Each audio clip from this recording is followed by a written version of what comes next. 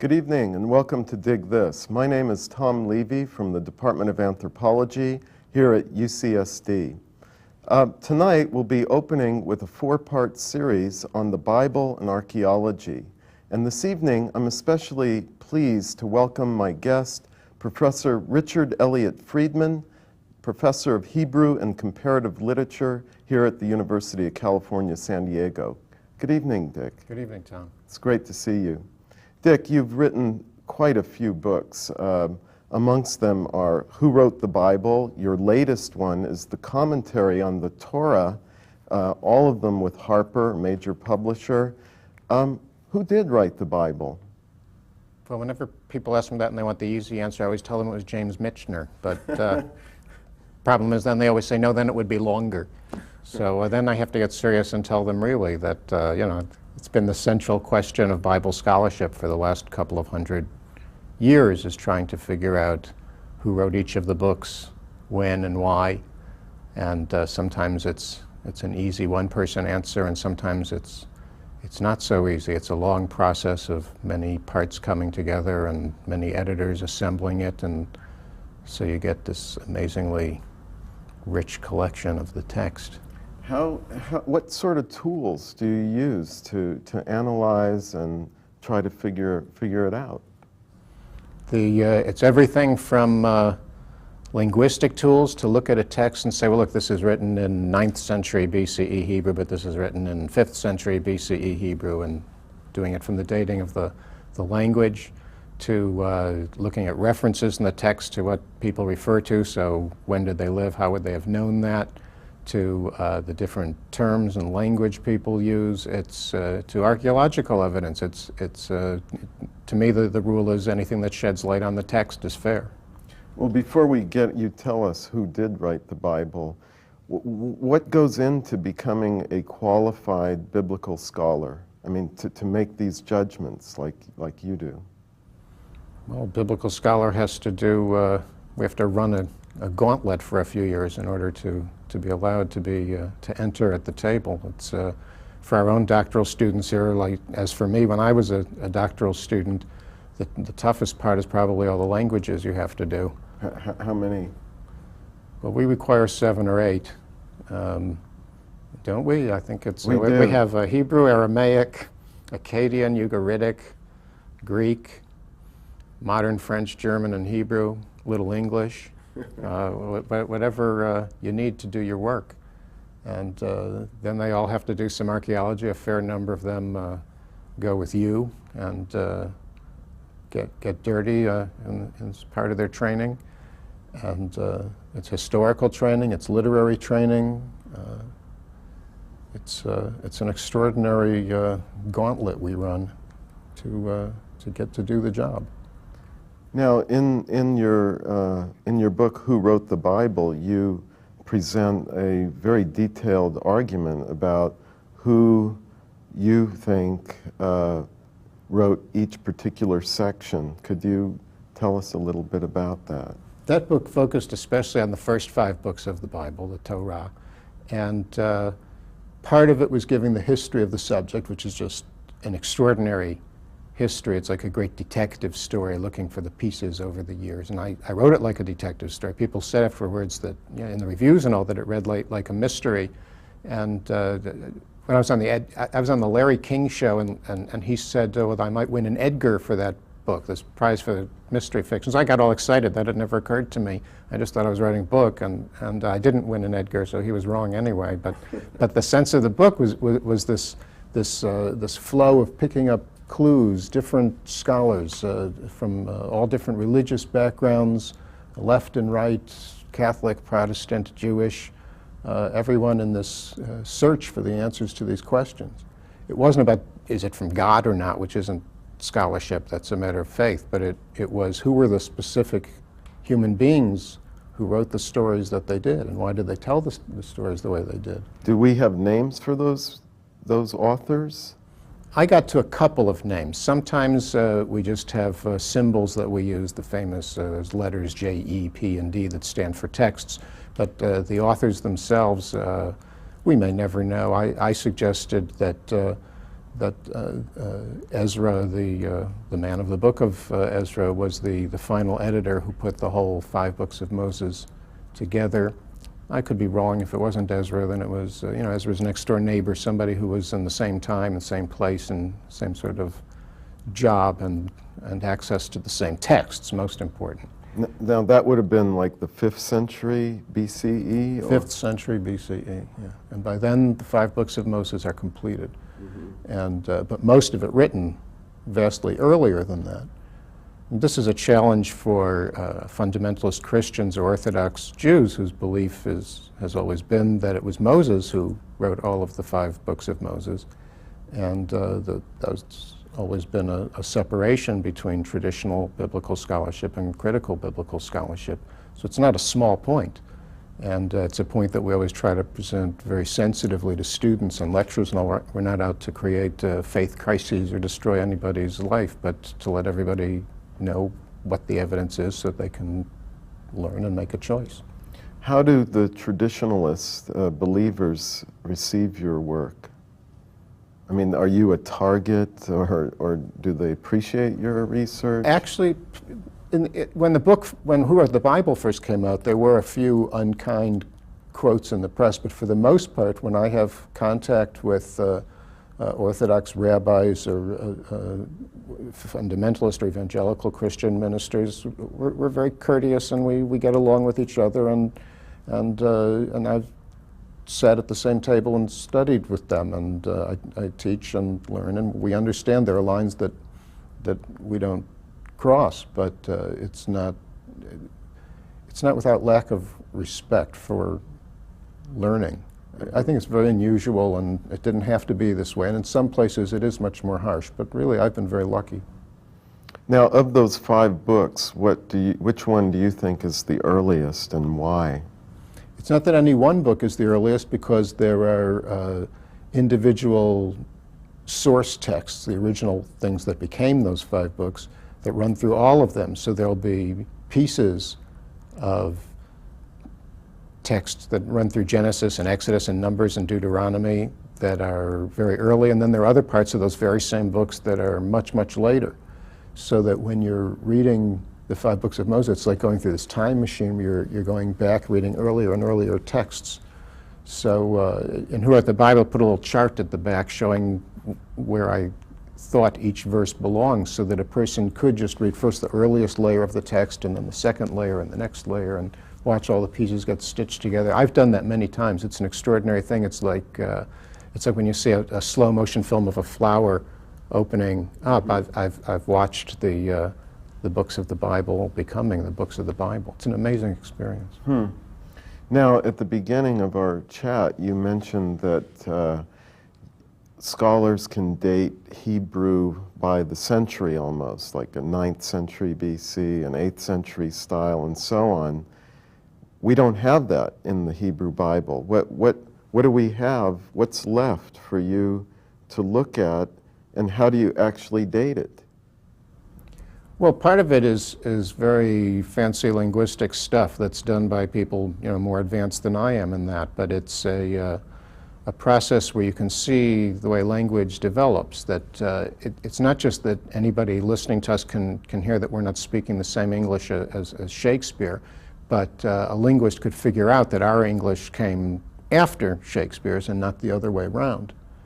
And so you can look at texts and see stages in the development of Hebrew and see what came later than what. I oversimplified a bit when I say, well, you can read a sentence and say, okay, 9th century. It's not as simple as that.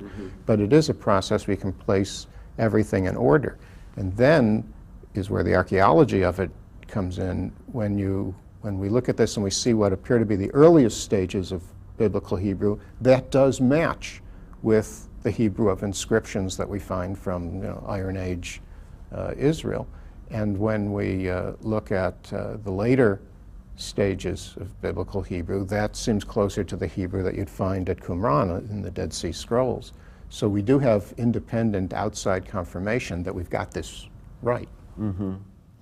Now, you brought up archaeology.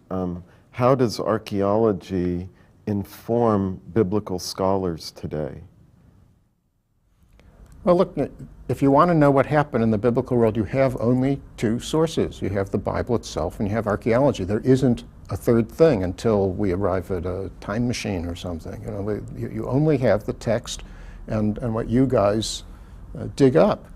So, you know, we can't work without it. Sometimes there's a term in a text and we don't know what it means. And then you uncover either an inscription that clears up what the word means, or uncover the thing that the word refers to. Sometimes it's a historical reference. In the biblical text, it says during the reign of King Hezekiah around 700 BCE, the Assyrian emperor Sennacherib came and he destroyed cities of Judah and he surrounded Jerusalem, and it describes the events that happened. And then archaeologically, as you well know, we excavate in Assyria.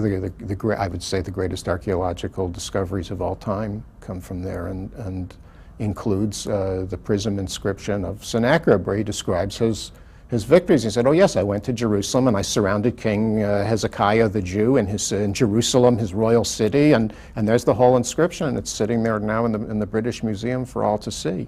And you know, it's not always as good as that. I mean, we've never gotten, you know, Moses loves Zipporah or Abraham loves Sarah carved in a rock, but you know, you go for the best you can. And sometimes it sheds light in a positive way on the text. Sometimes it makes us question the text, but it makes the text more real. And sometimes not even these individual, the specific discoveries, but the broader task of archaeology, which is really capturing the biblical world. You know, one of our students, Michael Homan, who studied both archaeology with you and biblical scholarship with the Bible faculty, ended up writing books capturing parts of the biblical world, what people drank, what kind of structures they lived in.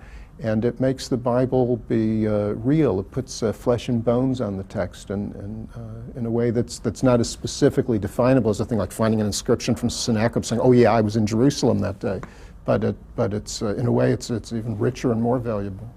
Well, why is it that the major professional organization, the SBL, Society of Biblical Literature, and ASOR, the American Schools of Oriental Research, which represents the archaeologists that work in the Holy Land, they used to have meetings together every year, and then about 7 years ago or so, they split. And so the archaeologists don't meet consistently together with the biblical scholars. Do you know why this is, we're going through this fragmentation? I suspect that that's just the times, that that the same thing has happened in medicine and other areas of history and most of the sciences, that everybody is getting more and more specialized, and you do your thing. You know, if you're an MD I'm an orthopedist who does left knee, I don't do the right knee. And let alone biblical scholarship and archaeology, which, as you know, takes such an extraordinarily long amount of time, of heavy work just to master one, that the days when people could master both have been nearly at an end. In the generation of my teachers. Well, you were at Harvard, right? Yeah. Well, there my teacher was G.E. Wright and Frank Cross. I mean, G.E. Wright was maybe the most distinguished American biblical archaeologist of his time, but he was also the great biblical Old Testament theologian. And a lot of people, well, how can you be a theologian and an archaeologist at the same time? But in his day, you could do it. And as his teacher Albright, the founder of our whole American School of Biblical and Archaeological Studies, he was able to do it all. But these men were giants. And there's only a handful today, I think, who can do both. But I mean, that's not, in a way, that's sidestepping your question. Everything I'm saying, that's a reason why we should all meet together all the time and talk to each other. It's not a reason why we should fragment. But I suspect that's the natural course of things. That first, in early days of field, there are these giants who can do everything. Then it splits where each one of us does left knee, right knee. And then there's a point where we all come back together and realize that it's this whole, it's only through these bodies of people, the organizations where we talk to each other that we really get anywhere. Well, we seem to be doing that here at UCSD through the Judaic Studies program, where archaeologists and biblical scholars work closely together. Where are the best places to study the Bible and archaeology in the United States today? Well, I guess it would be only the places that we could name, like UC San Diego, where you have both a full Bible faculty, which means not just one person, because if you're going to be a student of the Bible, you don't want to hear only one person's view. So a group of biblical scholars and a group of archaeologists. And UCSD stands out that way, Penn State stands out that way, Harvard stands out that way. And we could just name, a couple more, Chicago, Duke, where there's both Bible faculty and archaeology faculty, where a student can concentrate in Bible but still spend summers on an excavation and learn the ground as well. Well, I think today in biblical archaeology and biblical studies, there's a huge rift going on, a huge argument between what they call biblical minimalists and biblical maximalists. Could you speak to that a little bit? What does that mean? Yeah, well, first, I hate those terms, as many of us Excuse do. me. Yeah, Sorry. well, you're forgiven. Often when some scholars propose a new idea, they'll seek a title for their idea, and that would mean everybody who disagrees, which is like the other 90% of the field, is the non-that. We're the Jones guys, and the alternatives are the non-Jones.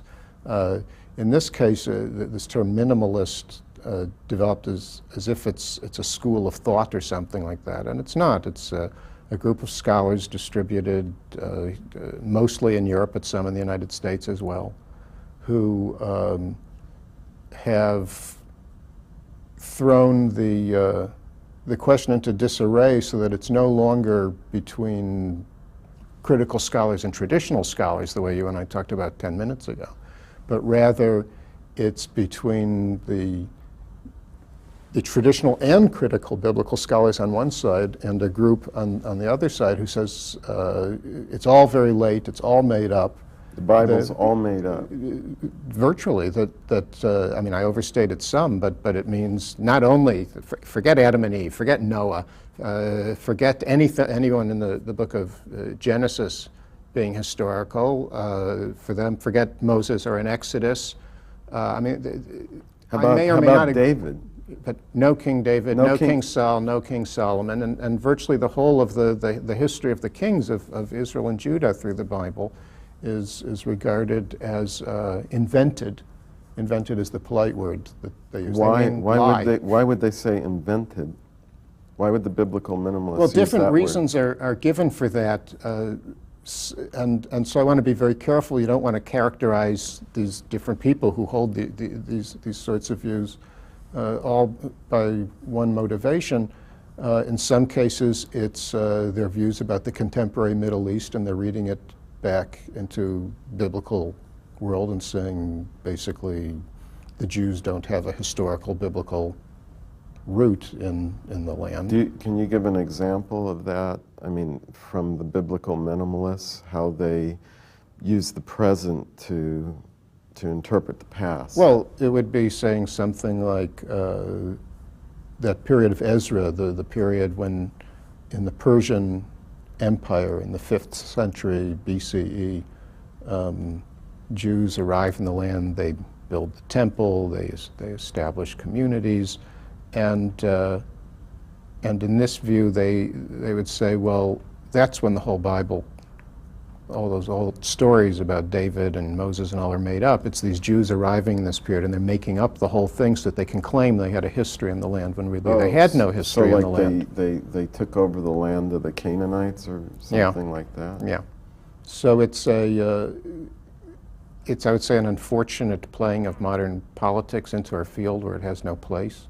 Now, sometimes even for wrong motives, people can come to correct facts. So, this doesn't prove that they're wrong. The fact that some of them have a motive that I find questionable, and there may be others who hold this view who don't hold that motive. And I can't say anybody who disagrees with me must be, evil and an anti-Semite or something like that. That's not what this is about.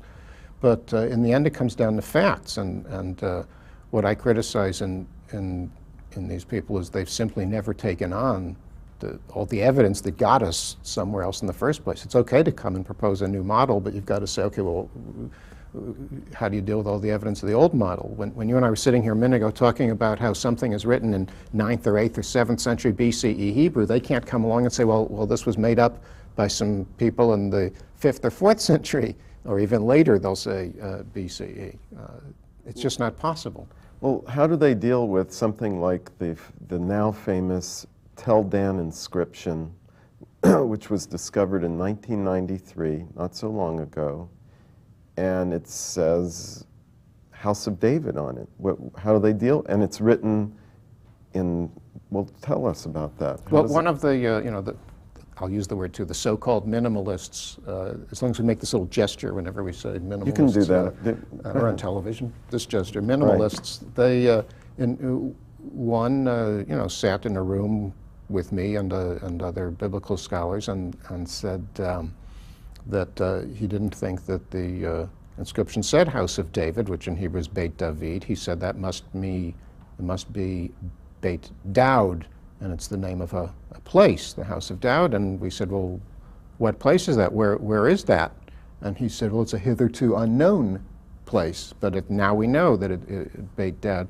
And then when a second portion of that inscription was found a year later that made it very specific, it was a reference to the name of this king of the House of David, and then this group said, members of this community who hold this view said, oh, yes, well, that was very convenient. Right when we showed it was the Beit Daud inscription, not the Beit David inscription, you conveniently find another piece, so it must be that the whole thing is a forgery, they said. So, I mean, there's nothing you can do if people don't want. They accused Professor Avram Biran of the Hebrew Union College of forging it? I don't know if they say he specifically is the forger or if somebody else forged it, put it there for him to find, and he was fooled by this. But, I mean, what can I say? Within, 2 weeks after that stone was pulled out of the ground, I held it in my hand. And, you were part of our field school. Yeah, I was in Jerusalem that summer, and I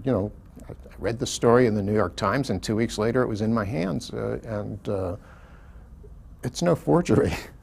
It's an extraordinary discovery, and it is. I mean, right? It's the equivalent of finding Moses loves Zipporah carved in a rock. Here you had House of David carved in a rock, and they don't want a David, so they're not going to have a David. Well, our time is running to an end, and I'd just like to discuss a little bit. I think this is a topic you've been thinking about. You're going to write a book about it, and that is, what is the relevance of biblical studies for today? Well, look, if any subject isn't academic in the, in quotes like this definition of the word academic, it's the Bible. I realize that I'm different from my colleagues. I'm in the literature department at UCSD, where Latin, French, Greek, Hebrew, Chinese, Japanese are all in the same department with me. But I know that my colleagues get different questions from what I do, and they get different responses from their students. And me talking to you a moment ago about trying to be careful that I don't want to give my students faith crises. I mean, my colleagues who teach Shakespeare and French literature have less of a concern about giving their students a faith crisis, because they might say, well, there was no Hamlet. Oh my God, there was no Hamlet. Whereas if you say, there was no Moses, there was no David, now you're touching people. And one could argue that Dostoevsky is greater prose than the prose of the Bible, but nobody is changing their life view on abortion or homosexuality or capital punishment or the Middle East based on Dostoevsky. And you could say that Tolstoy's, that Anna Karenina is more artful writing than portions of the book of Ezra or Nehemiah. But the fact is, when you check into a hotel room, it's Ezra and Nehemiah that are in the drawer, not Anna Karenina. And the reason why the Bible is different is because it's the Bible. 2,000 years of people's feelings about it change it. It changes the way I have to teach it. Even in a state university, like the University of California, we're not representing the point of view of any church or anything like that.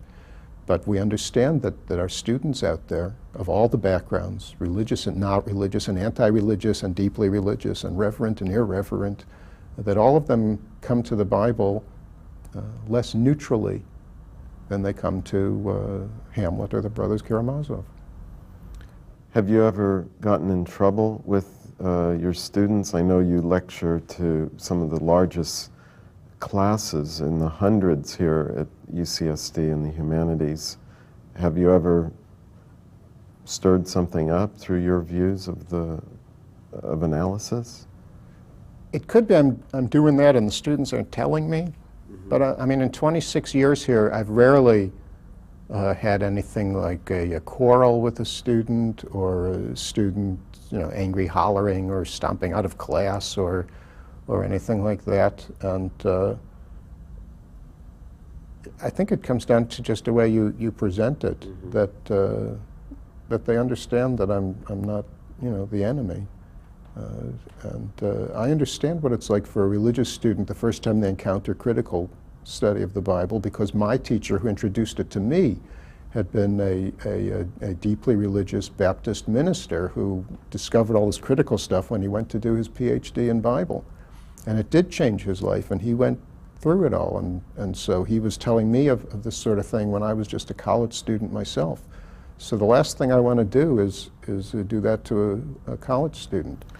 We have time for one last question, and I'd just like to ask, what's the future of biblical studies and archaeology in one minute? In a way, we touched on it already when we talked about the field fragmenting and then coming back together. Both what I'd hope for the field and what I really think is what's going to happen in the field is precisely that kind of coming back together. That, there aren't enough hours in a lifetime to be a biblical scholar and an archaeologist, except for very few people.